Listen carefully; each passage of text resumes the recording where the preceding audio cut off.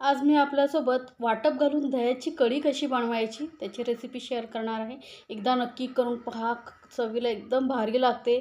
एकदा बनवल्यानंतर नक्कीच तुम्ही परत परत बनवाल, एवढी चविष्ट अशी ही लागते. गरम गरम कढी आणि भात जर खालात तर फक्त खातच राहाल, स्वतःला थांबू शकत नाही, एवढी जबरदस्त टेस्टी लागते. आणि रेसिपी आवडली तर चॅनलला लाईक्स, कमेंट्स आणि सबस्क्राईब करायला विसरायचं नाही बरं का.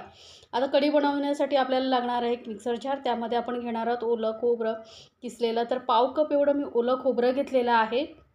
यामध्येच आपण घालणार आहोत जिरं. तर अर्धा छोटा चमचा मी जिरं घालते. सोबतच आपण घालणार आहोत इथे 3 ते 4 लसणाच्या पाकळ्या, जास्त नाही घालायच्या. आणि एक हिरवी मिरची घालते मी.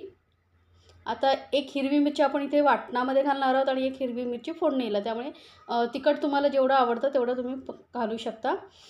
थोडीशी घालायची कोथिंबीर. यामुळे काय होतं, टेस्ट आणि कलर दोन्ही छान येतात कढीला. आता यामध्ये थोडंसं पाणी घालून एकदम बारीक वाटायचं आहे. लक्षात ठेवा, जास्त जाड आपल्याला नाही, शक्य होईल तेवढं बारीक वाटून घ्यायचं आहे.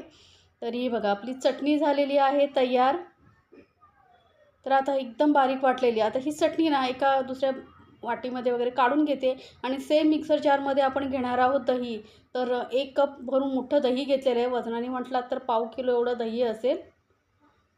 आता हे दही आपण चांगलं मिक्सरमध्ये फिरून घ्यायचं आहे. पण यामध्ये आपल्याला काही साहित्य ॲड करायचं आहे, ते म्हणजे 1 चमचा बेसन. बेसनमुळे काय होतं, कढीला छान असा दाटसरपणा येतो आणि टेस्ट ही छान येते. त्यानंतर आता आपण घालणार आहोत हळद. तर पाव चमचा एवढी मी हळद घालते आहे.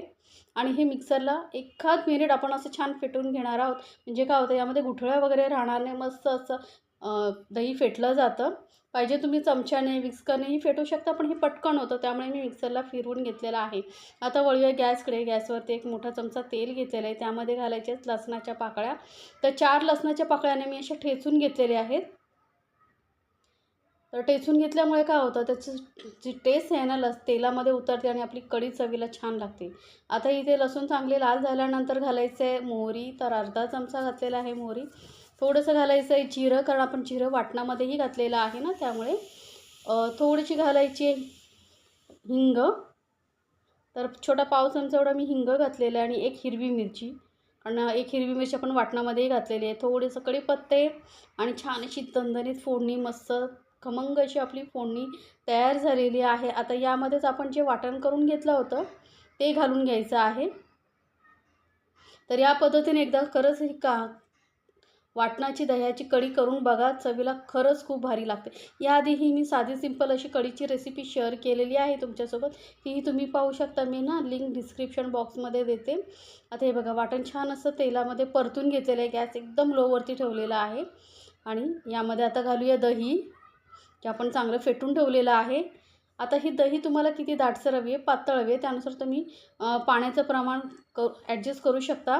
आणि जर तुम्हाला जास्तच दही दाटसर हवी असेल तर तुम्ही यामध्ये थोडंसं बेसनही वाढवू शकता. आता मिक्सर जारमध्ये थोडंसं पाणी घालून यामध्ये घालते.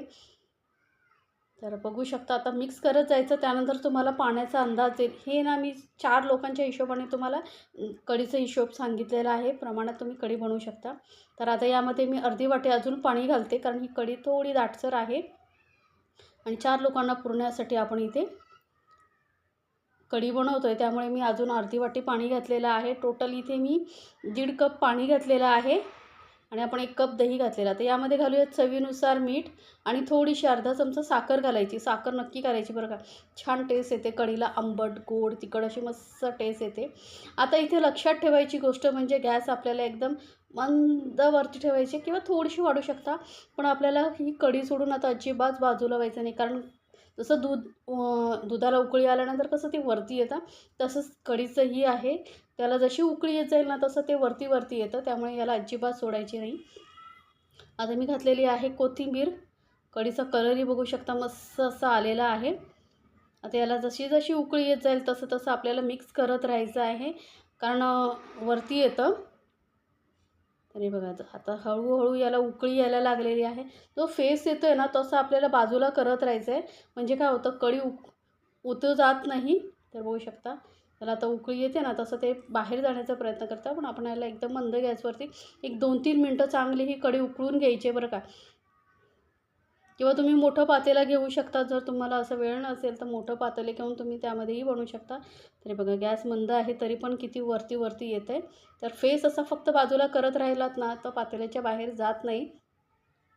मस्त असं सुगंधही सुटलेला आहे. जबरदस्त अशी आपली दह्याची कढी झालेली आहे तयार. छान असं 2-3 मिनटं उकळून घेतलेली आहे. तर ही अशी चमचमीत मस्त अशी आंबट गोड तिखट अशी कढी तयार आहे. वरून थोडीशी कोथिंबीर घाला आणि गरम-गरम भाताबरोबर सर्व्ह केलात ना खरंच खाणारे खात राहतील. एवढी जबरदस्त टेस्टी लागते ही कढी. तर एकदा नक्की बनवा आणि मला सांगायला विसरू नका बरं का तुम्हाला ही रेसिपी कशी वाटली. अशा छान-छान रेसिपी आपल्या चॅनलवरती आहे ज्या तुम्ही पाहू शकता. ही गरमागरम अशी आपली कढी आणि जशी ही थंड होत जाईल ना ते थोडी अजून दाटसर होत जाते. त्यामुळे जास्त आधीच दाटसर करू नका.